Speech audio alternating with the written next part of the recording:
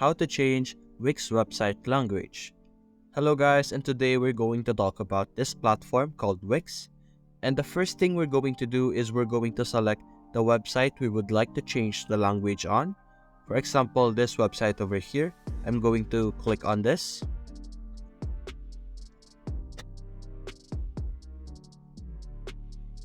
And over here right now, we are currently at the dashboard of that specific website that we have selected.